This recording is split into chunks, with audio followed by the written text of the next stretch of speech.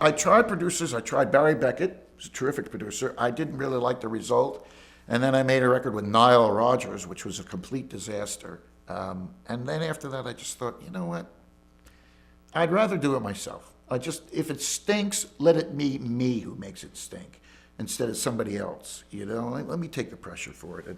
And Steve, of course, produced the first 3 albums, and they were great because we knew what we wanted.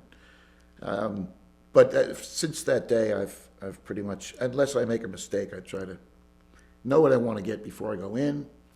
If it starts going in a different direction, then either I let it go that way because it wants to, or I stop it and we start again.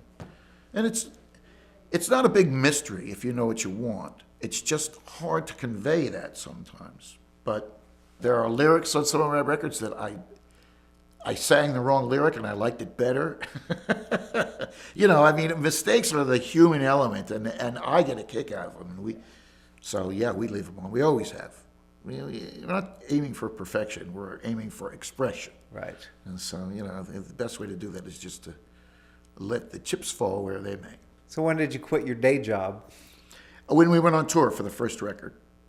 We made the first record. I swear I said, okay, we got it done, handed it in, silence from the record company. Uh-oh. Except Steve Popovich, who was head of A&R. And he said, this is great. I really love this. We're going to bang this out. The radio's going to play it. But the rest of the record company was very silent, you know. And I went, okay, that's that. You know, we did that. We got our one record made, back to work. But then it got played on the radio. And they said, well, we'll put you out on the road. And I said, perfect, because we were seasoned musicians by that time. We had to find a horn section, though, because we didn't really have a whole horn section. We only had a couple of horn players. But we did, and we went on the road, and I haven't been off since. Was that scary? No, because I didn't really care about money or anything like that. I always lived small.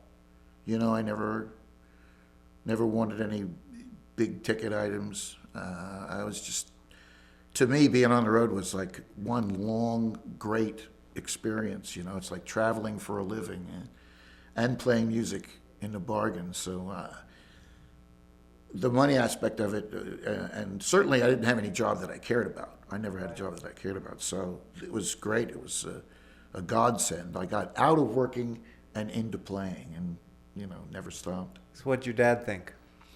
He was very nervous about it because he had tried to be a musician when he was young, and he knew how hard it was.